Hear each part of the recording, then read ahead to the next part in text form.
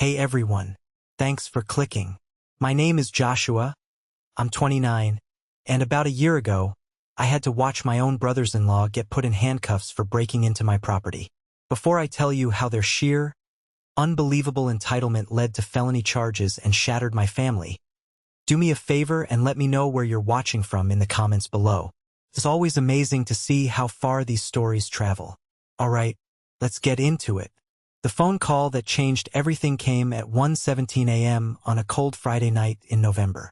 The kind of cold that seeps into your bones. My wife, Clara, and I were dead asleep. The sudden, shrill ring of my phone on the nightstand felt like an alarm bell in a silent house. I fumbled for it, my heart already hammering against my ribs. Late-night calls are never good news. "Hello," I mumbled, my voice thick with sleep.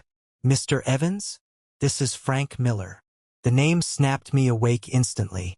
Frank was the property manager I'd hired for my mountain house. A former police chief with a no-nonsense voice that always commanded respect. And right now, his voice was tight, urgent. "Frank? What's going on? Is everything okay?" "I'm afraid not," he said, his words clipped and professional. "The perimeter alarm at your property was triggered about 15 minutes ago. I have a live feed from the security cameras. 2 individuals have forced entry through a side door. The sheriff's department has been dispatched. They're about 5 minutes out." My blood ran cold. 2 individuals? Do you know who they are? I was thinking of local troublemakers, maybe some kids. There was a slight pause on the other end.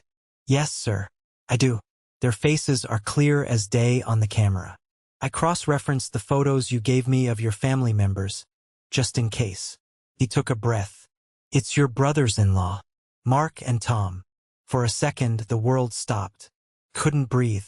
Felt like a punch to the gut. Mark, my sister Rebecca's husband, and Tom, my sister Sarah's husband.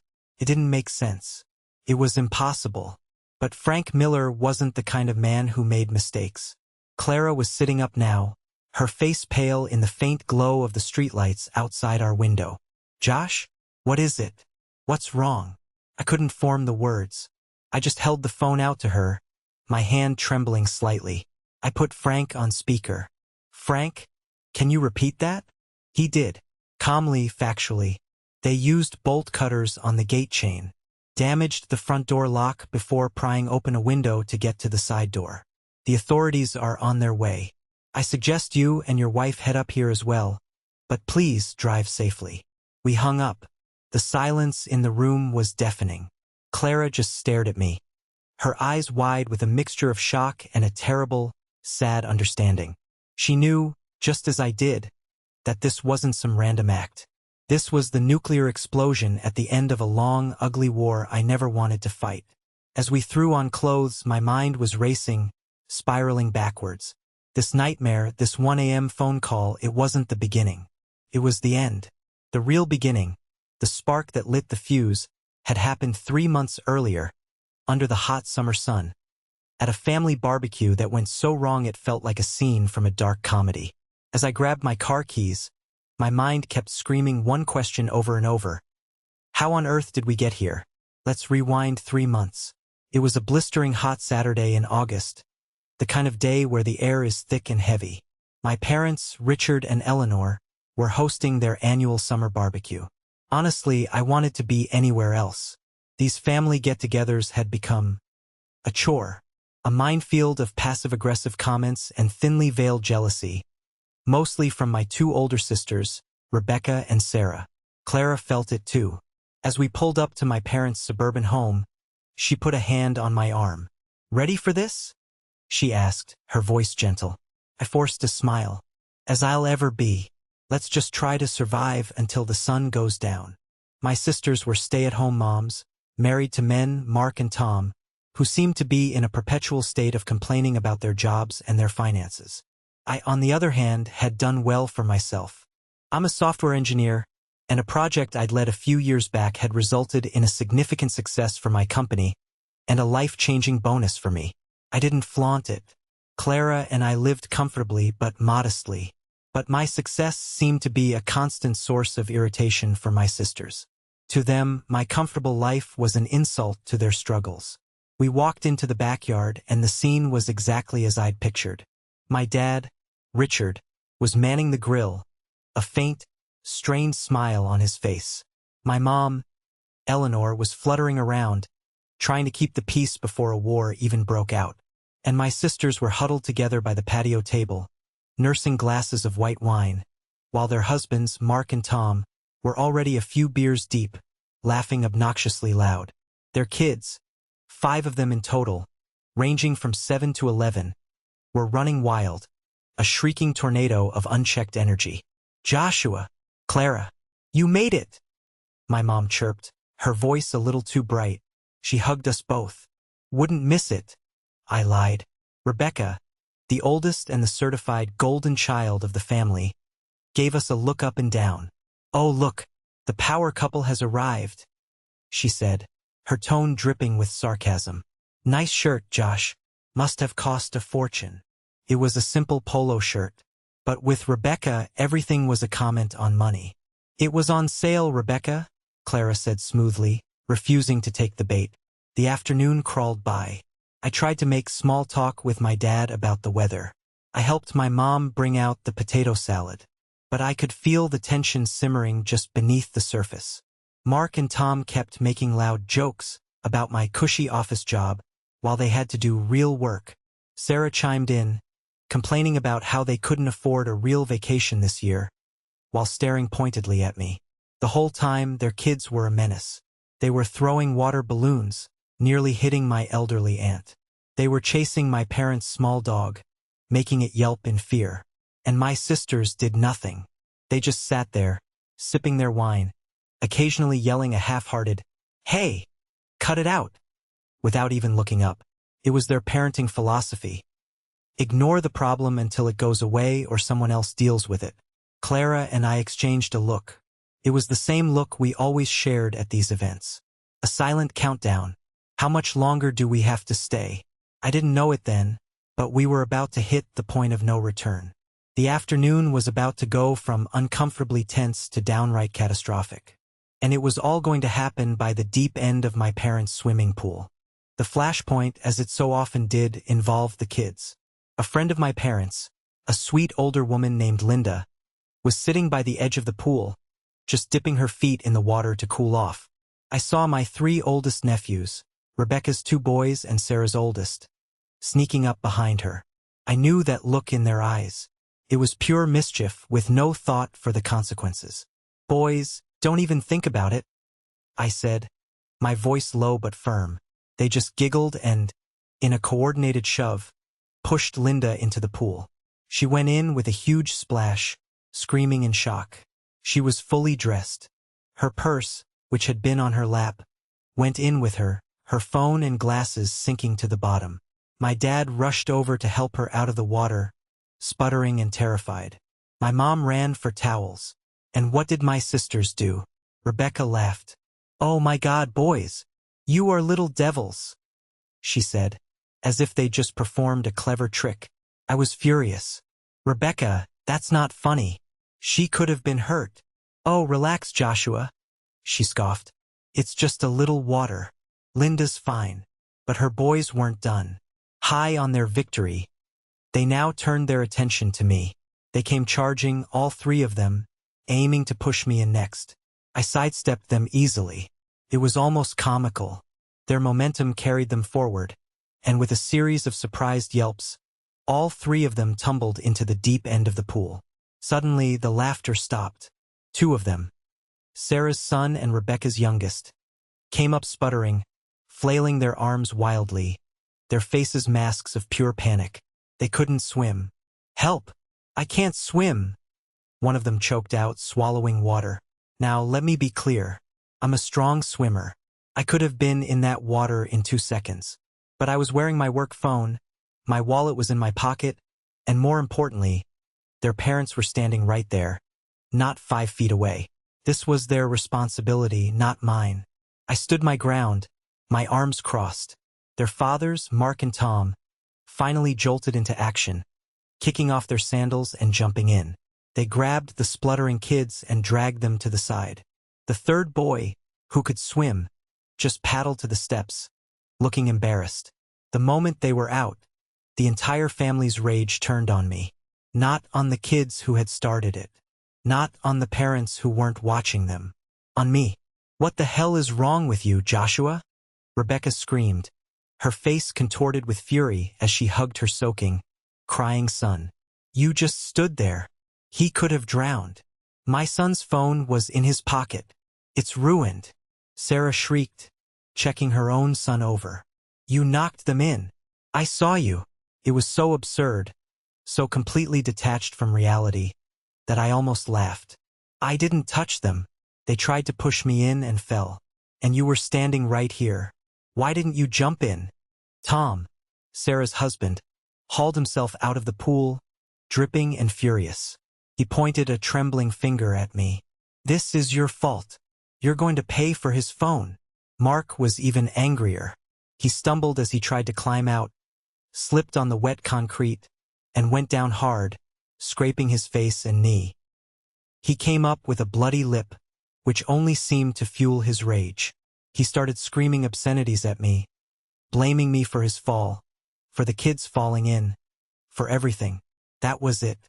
That was the last straw. Clara grabbed my hand. Her knuckles were white. "We're leaving," she said, her voice like ice. "Yeah, you better run." Rebecca yelled after us as we walked away from the chaos, past my parents who just stood there, frozen and silent. As we got in the car, the adrenaline started to fade, replaced by a deep, weary anger. It wasn't about the ruined phones or the scraped knee. It was about the complete, pathological refusal of my sisters and their husbands to ever take responsibility for anything. In their world, nothing was ever their fault. And I was always the most convenient scapegoat. Clara looked over at me, her eyes filled with a pained frustration I knew all too well. "You can't keep doing this, Josh," she said softly. "You can't keep letting them treat you like this." She was right. Something had to change. I just had no idea how seismic that change was about to be. The fallout from the barbecue was immediate and predictable. That same evening, my phone buzzed with a notification. Rebecca had created a new family group chat titled, "Joshua's Awful Behavior." The messages that followed were a torrent of vitriol. I was selfish. I was arrogant. I was a danger to my own nephews. Sarah chimed in, demanding I send her money for a new phone for her son immediately. It was a digital firing squad, and I was the target. I didn't respond. I just muted the chat and threw my phone on the couch. Clara and I decided we were done. We were taking a break from my family. No calls, no texts. We needed space. A few days later, my dad called. His voice was tired. "Josh, your mother and I need you to come over. We're having the girls and their husbands over to talk this out." "Dad, there's nothing to talk about," I said flatly. "I'm not interested in being their punching bag anymore. We're done." "Please, Joshua," he pleaded. "Just come. I need you to be here." There was something in his voice, a mix of exhaustion and resolve, that made me agree. Clara and I went, presenting a united front. When we arrived, my sisters and their husbands were already there, sitting in the living room like a tribunal, their faces set in grim, self-righteous expressions. My mom started, wringing her hands. "We just need to find a way to move past this." Rebecca cut her off. "What we need is an apology from Joshua," she declared. "And he needs to pay for the damages. Tom has already sent him the bill for the new phone." I just stared at her. The audacity was breathtaking. Before I could say anything, my dad held up a hand. "Enough." The word cut through the tension in the room. He rarely raised his voice, and when he did, everyone listened. He looked at Rebecca and Sarah, and for the first time in a long time, I didn't see a passive father trying to keep the peace. I saw a man who had reached his limit. "There will be no more talk of apologies or paying for anything," he said, his voice dangerously quiet. "Your children's behavior was appalling. Your behavior was worse. Frankly, I'm ashamed." My sisters looked like they'd been slapped. "But Dad," Sarah started. I said, "Enough," he repeated. He then turned to me. "Joshua, I'm sorry. I'm sorry we let it get to that point. It won't happen again. He then looked back at my sisters. And since you two seem to have such a profound misunderstanding of what belongs to you and what doesn't, I think it's time we cleared something up. He paused, letting the silence hang in the air. The mountain house, he said, his eyes locking onto Rebecca's. The place you all use for ski trips in the winter and lake weekends in the summer. The place you treat like your own personal resort. Rebecca puffed up her chest. What about it? It's the family vacation home. My dad shook his head slowly. No, it's not. He took a deep breath. And then he dropped the bomb. I didn't buy that house. Your mother and I couldn't afford a place like that. Joshua bought it. It's his property. Every square inch of it. The deed is in his name and his alone. He bought it for us to use in our retirement as a gift. A gift that you have all been abusing for years. The silence that followed was absolute. You could have heard a pin drop. My sisters and their husbands just stared, their mouths literally hanging open. The smug, righteous expressions had melted away, replaced by pure, unadulterated shock. They looked back and forth between my dad and me, as if trying to process an impossible new reality. The power dynamic in that room didn't just shift. It was shattered into a million pieces. And in its place, a new, much more dangerous conflict was about to be born. The revelation about the house hung in the air for weeks. My sisters didn't contact me, and frankly, I was relieved. The silence was a welcome reprieve. I thought maybe, just maybe, they had finally gotten the message. Maybe the shock and embarrassment had been enough to force them to reevaluate their behavior. How wrong I was. What I didn't know was that behind the scenes, a different kind of storm was brewing. About a month after the disastrous family meeting, my sister Rebecca showed up at my parents' house, alone and in tears. I found this out later from my dad, who was disgusted by the whole thing. She went straight to my mom, Eleanor, knowing she was the softer touch. She spun a sob story about how her husband, Mark, was in danger of being laid off. They were behind on their mortgage. They had credit card debt piling up. The story was designed for maximum sympathy, painting herself and her family as victims of a cruel world. My mom, whose heart has always been too soft for her own good, especially when it came to her firstborn, listened with a pained expression. And then, Rebecca delivered the real purpose of her visit. Mom, I have to confess something, she said, her voice trembling with what I can only assume was fake remorse. We've been in trouble for a while now, and I did something. I did it to keep our heads above water. She told my mother that for the past 3 years, she had been secretly renting out my mountain house. My house. She'd listed it on Airbnb and VRBO. She had managed a calendar, screened renters, and collected payments, all without my knowledge. She framed it as a desperate act of a mother trying to provide for her family. She claimed it was just for a few weekends here and there, just enough to cover their bills. But when my mom pressed her for details, the truth was far uglier. It wasn't just a few weekends. It was consistent. Holidays, long weekends, the entire ski season. She had been running a full-blown, illegal rental business using my property. She had pocketed tens of thousands of dollars. Money that came from the wear and tear on my furniture, my utilities, my property. And the worst part? My mom didn't tell me. She kept it a secret. She listened to Rebecca's confession, and instead of being horrified, she felt pity. She saw her daughter in pain, and her instinct was to protect her, not to do the right thing and call me. My dad, however, was not so easily swayed. When my mom finally told him what Rebecca had confessed, he was livid. He called me immediately. Joshua, he said, his voice shaking with anger. You need to sit down. He told me everything. About Rebecca's financial troubles. About the secret rental scheme. The sheer scale of the deception was staggering. 3 years.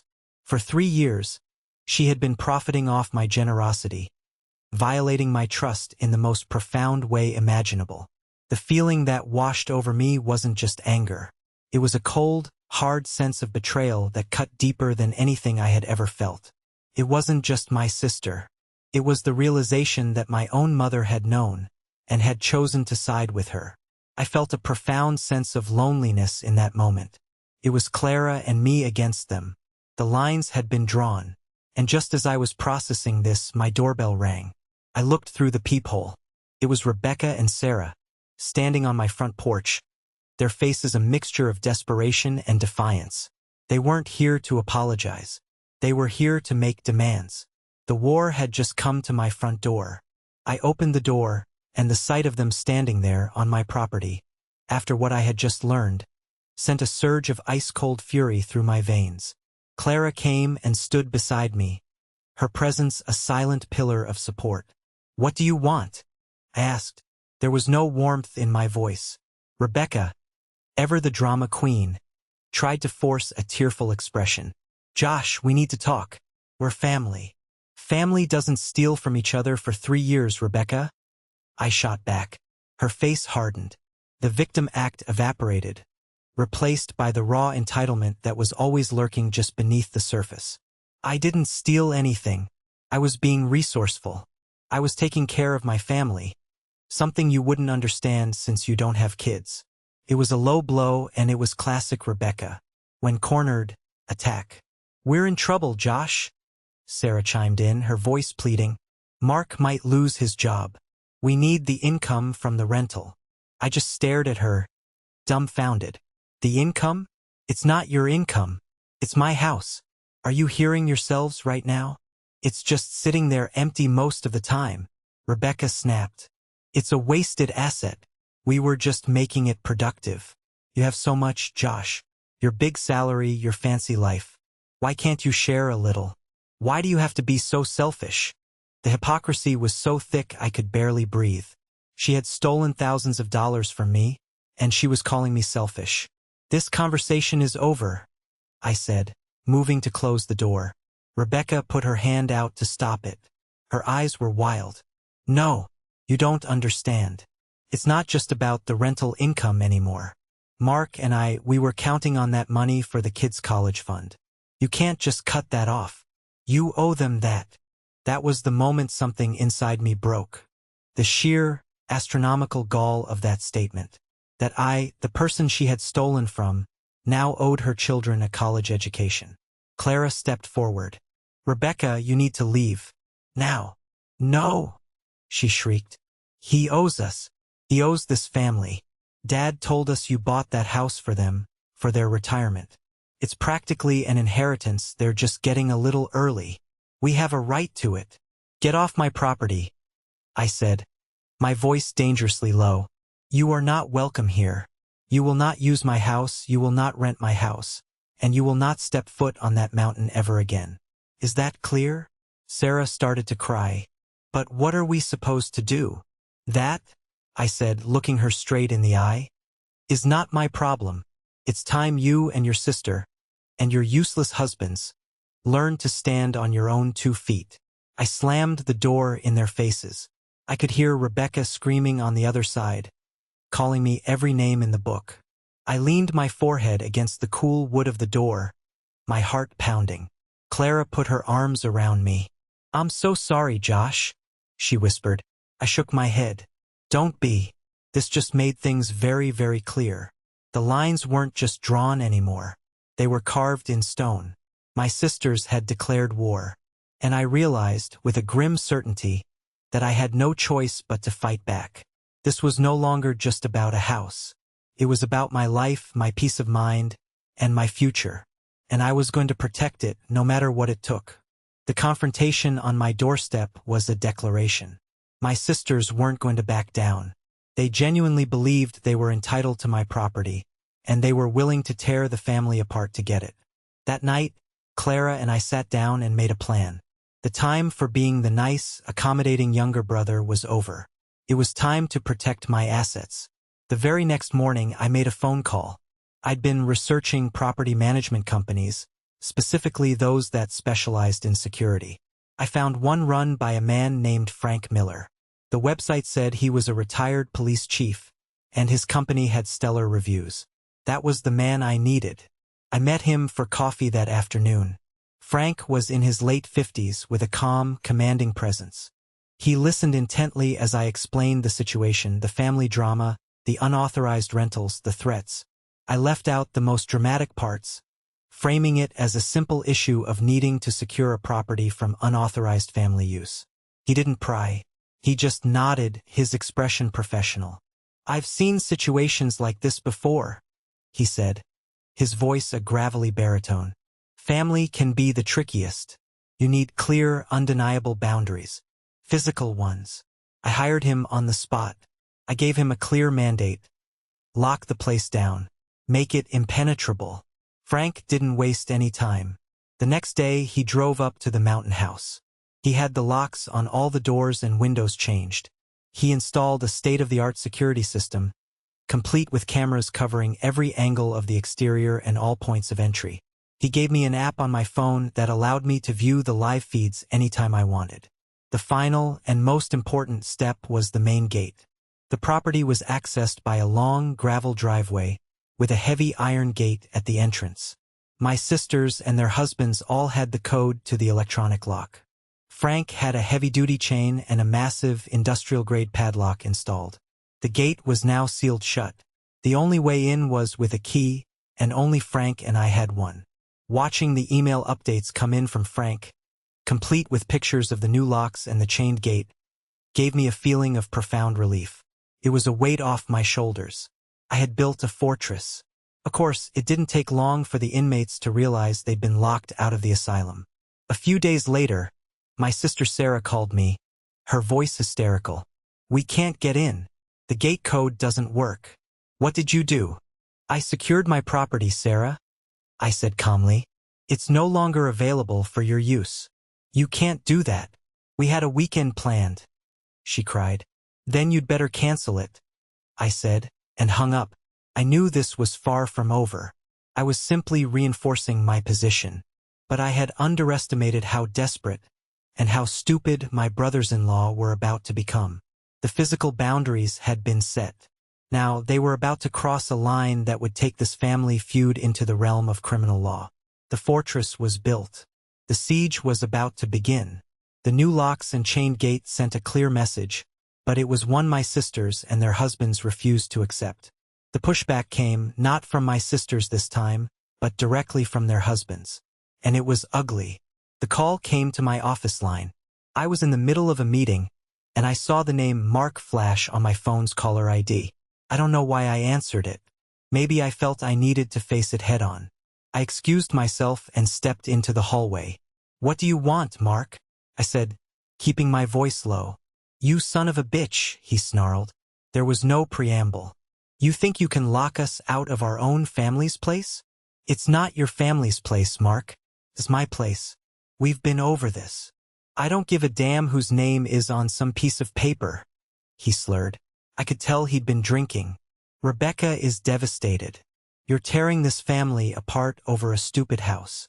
I'm not the one who lied and stole for 3 years, Mark. She did this. You all did this." There was a pause, and then a harsh, humorless laugh.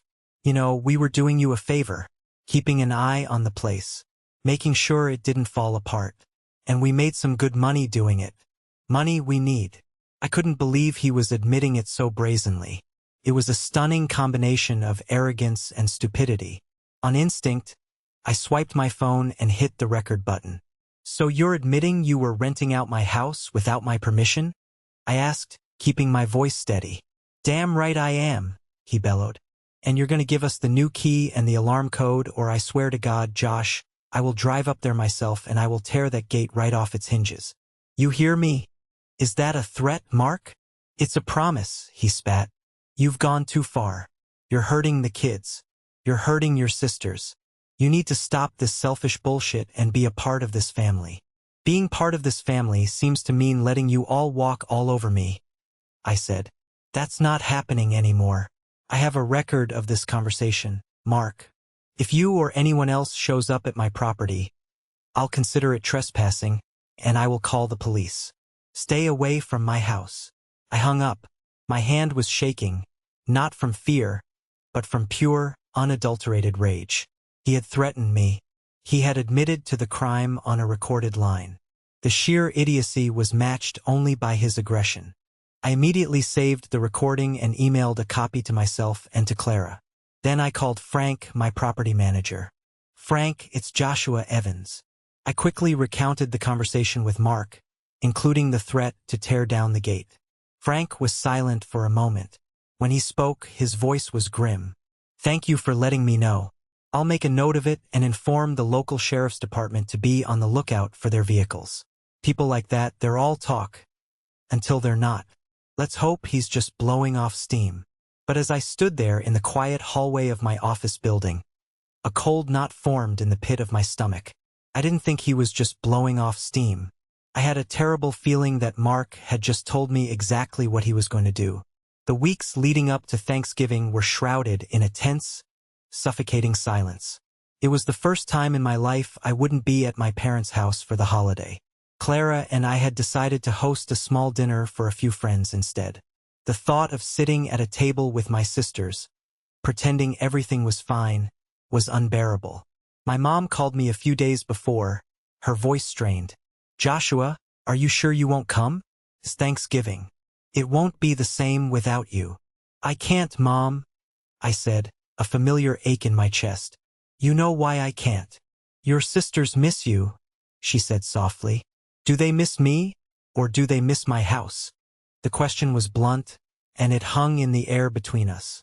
She didn't have an answer. The holiday came and went. Our small Friendsgiving was lovely and peaceful, filled with laughter and genuine affection. It was a stark contrast to the drama-filled holidays I had grown up with. It felt like a glimpse of the life Clara and I could have, if we could just cut out the toxicity for good. But I couldn't shake a sense of impending doom. I found myself checking the security camera app on my phone more often than I should have. The house was always still and quiet, often blanketed in a light dusting of early snow. Nothing was out of place, but the feeling wouldn't go away. It was like the low rumble of thunder in the distance. You know the storm is coming, you just don't know when it will hit. The day after Thanksgiving, Black Friday, passed without incident. I started to let myself relax. Maybe Mark's threats really were just drunken bluster. Maybe they had finally given up.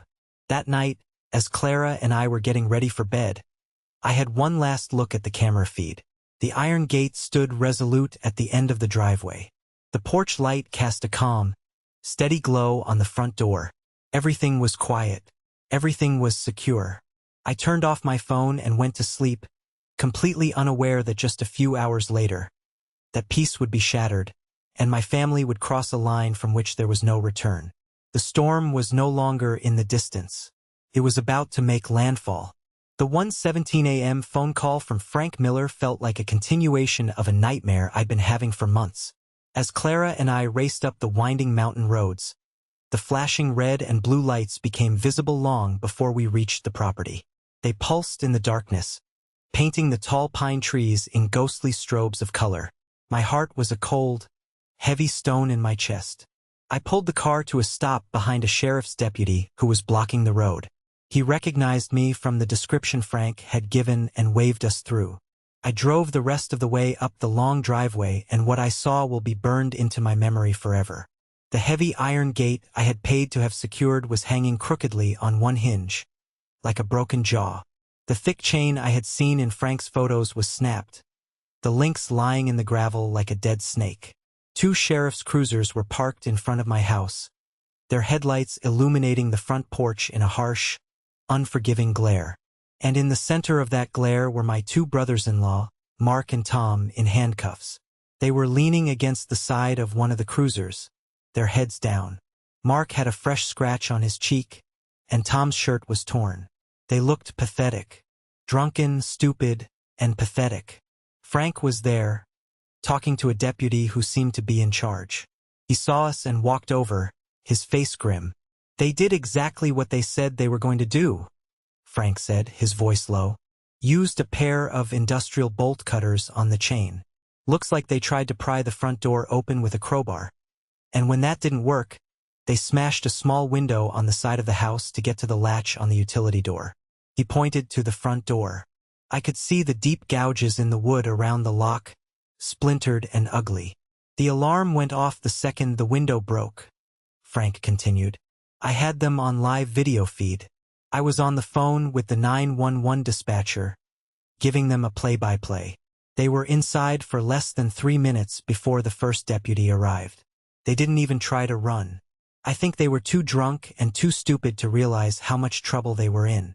Just then, one of the deputies walked Mark towards the back of a cruiser. As he passed me, Mark looked up, and his eyes, bleary and bloodshot, filled with a sudden venomous hatred. "You did this," he spat, his voice a hoarse whisper. "You called the cops on your own family. You wait, Josh. You just wait until I get out. I'm going to beat the living hell out of you." The deputy shoved him forward. "That's enough out of you. You just added threatening a witness to your list of charges." I just stood there, frozen. Clara gripped my arm, her knuckles digging into my bicep. This wasn't a family squabble anymore. This was a crime scene. These weren't just my entitled brothers-in-law. They were criminal defendants who had just threatened me in front of a police officer. I looked at the damage to my house. The broken gate, the splintered door, the shattered window. It was a physical manifestation of the damage they had done to our family. It was ugly, it was violent, and it was irreparable. As they put Tom in the back of the other car, he just looked at me with a look of defeated disbelief, as if he still couldn't comprehend how things had escalated this far. He at least had the sense to keep his mouth shut. We watched as the cruisers pulled away, their taillights disappearing down the dark mountain road, taking my brothers-in-law to the county jail. Frank stayed with us as we gave our official statements to the remaining deputy. The charges were serious: breaking and entering, destruction of private property, and for Mark, threatening a witness. These weren't misdemeanors. They were felonies. As the sun began to rise, casting a pale, gray light over the mountains, Clara and I stood on the porch of my violated home. The cold morning air felt clean, but I had never felt so dirty. The war was over. The fallout was just beginning. The news of the arrests hit the family like a shockwave. The next few days were a blur of frantic phone calls. My sisters, of course, didn't call me. They called my parents, screaming, crying, and blaming. And my mom, in turn, called me. "Joshua, you have to drop the charges," she pleaded, her voice cracking with desperation. "You can't send your own brothers-in-law to prison. Think of their children." "I'm not the one who sent them to prison, Mom," I said, my voice devoid of emotion. "They sent themselves there when they took bolt cutters and a crowbar to my house. This is out of my hands. It's up to the district attorney now.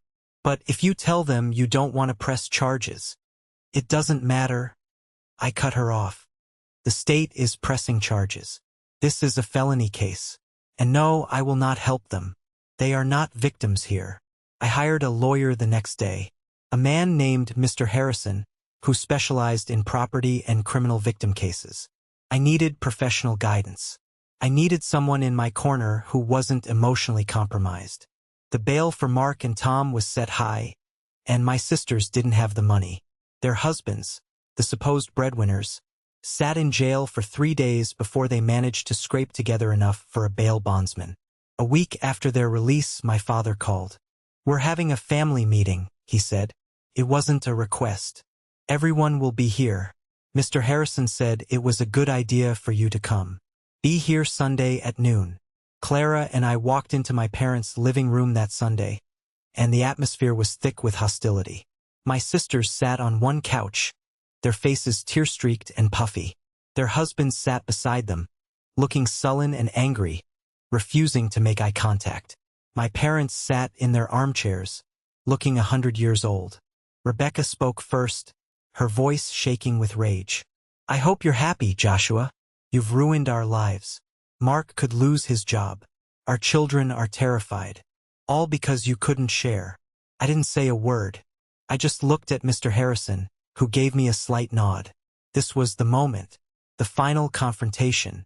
Before we discussed the future, I began, my voice clear and steady.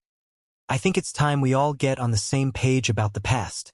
I pulled a file from my briefcase. I laid out the deed to the house with my name and my name alone on it. I laid out the quotes for the repairs to the gate and the door, totaling over $5,000. I laid out screenshots of the Airbnb listings Rebecca had created for my property.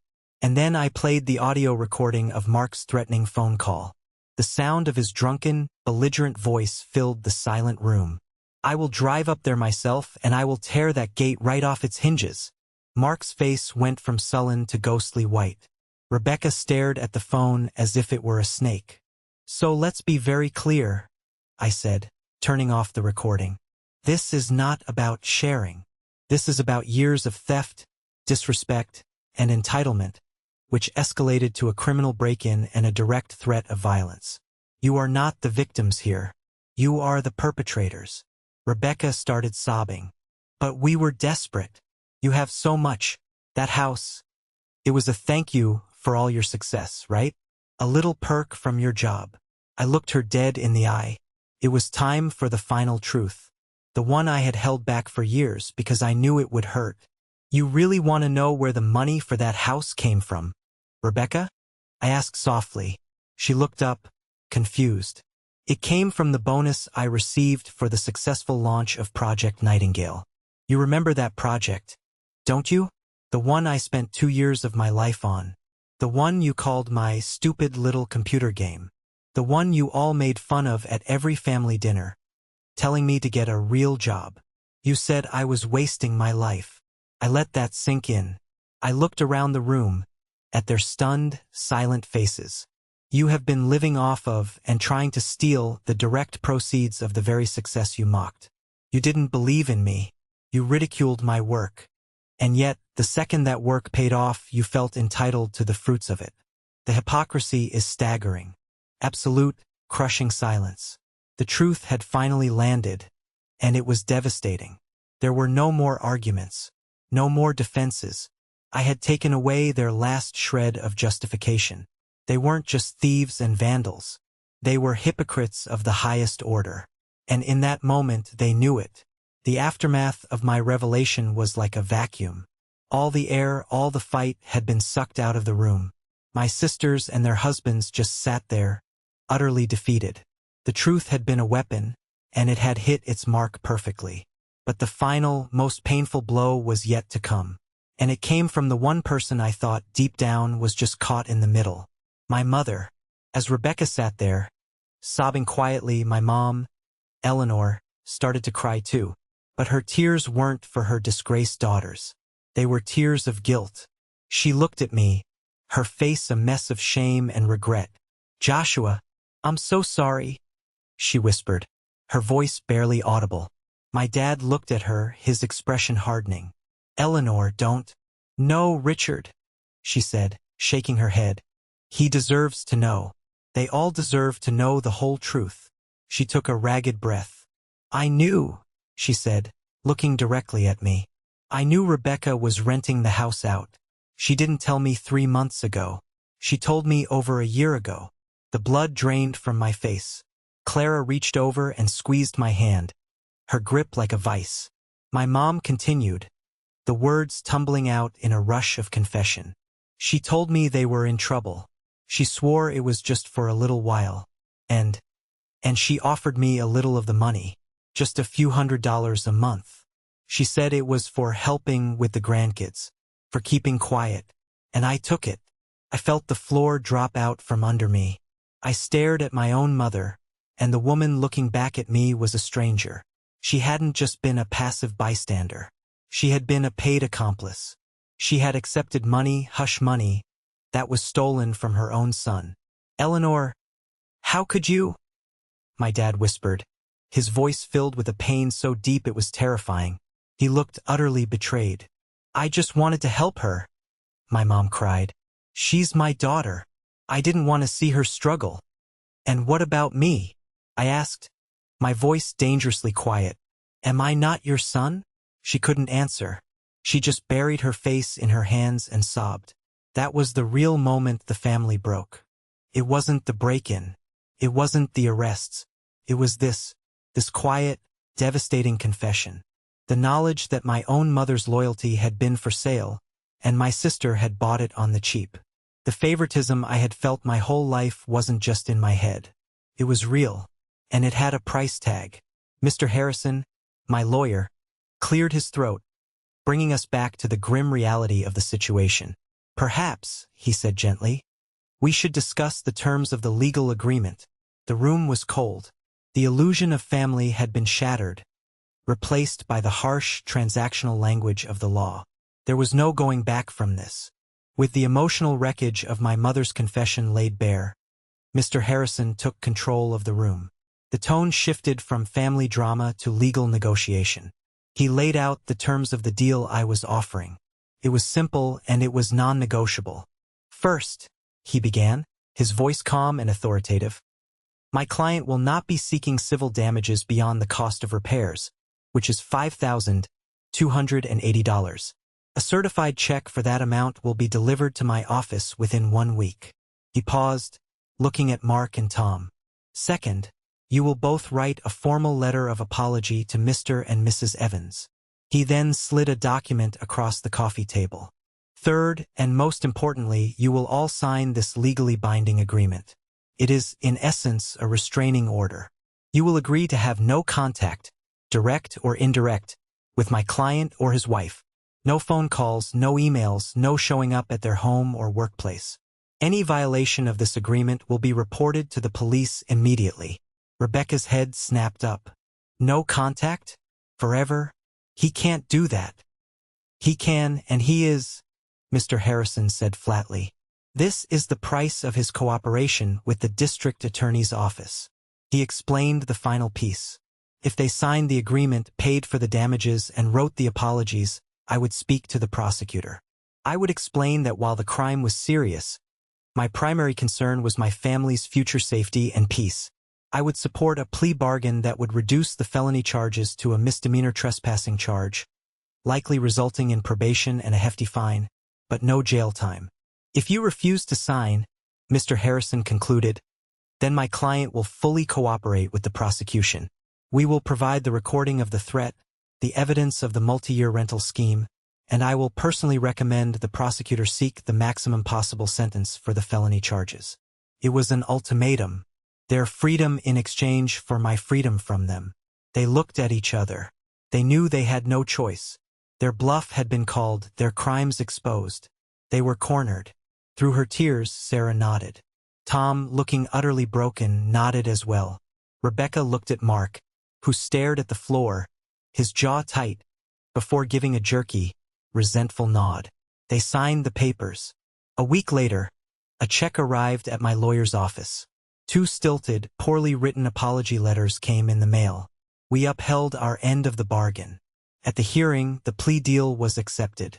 They got probation. I had won. But it didn't feel like a victory. Felt like a funeral. I had lost my sisters. I had lost the mother I thought I had. I had successfully amputated a toxic part of my life, but the phantom pain was immense.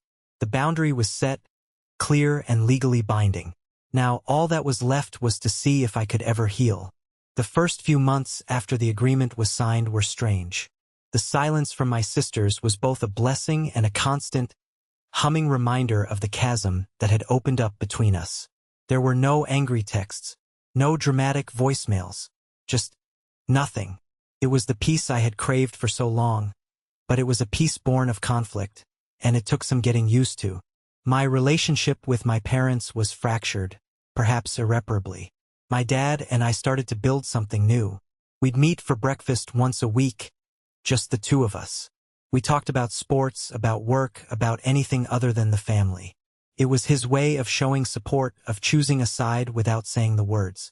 I appreciated it more than he knew. My mother was a different story.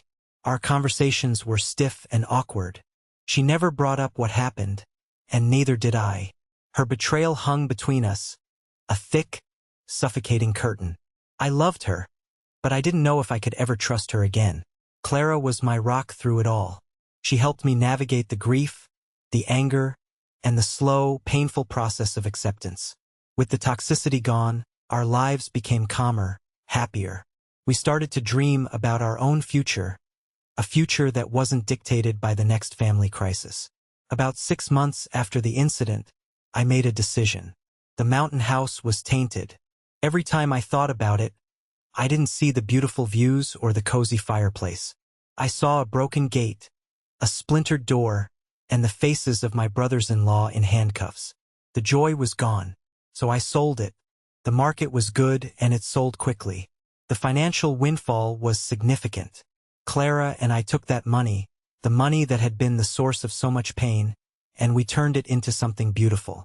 We bought a small, charming house on the coast, a place with an ocean view and a sea breeze. It was our place, a fresh start. No one in my family had the address. A year passed, a year of quiet growth and healing. We settled into our new home, our new life. The constant knot of anxiety in my stomach had finally unwound. I was learning that sometimes the only way to save a relationship is to end it. And sometimes the only family you can truly count on is the one you choose. My dad visited us at the beach house. He stood on our deck, looking out at the ocean, and for the first time since this whole ordeal began, he smiled a genuine, relaxed smile. "You did the right thing, son," he said quietly. "You built a good life for yourself. Don't ever let anyone make you feel guilty for that." I knew he wasn't just talking about the house. He was talking about everything.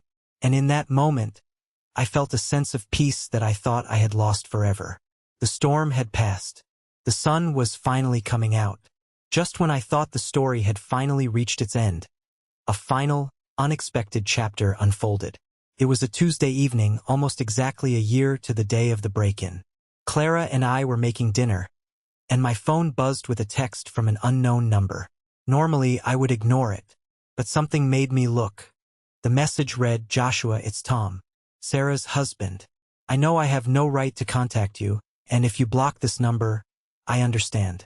But I have to say something I should have said a year ago. I'm truly, deeply sorry." I stared at the screen, completely stunned. I showed the phone to Clara, whose eyes went wide. I didn't reply, but more messages started coming through. What we did was unforgivable.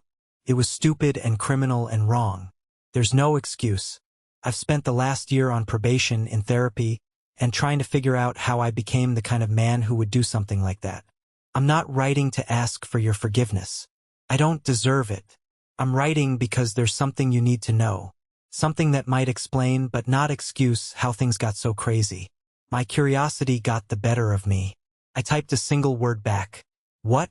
The reply came almost instantly. It was Rebecca. All of it.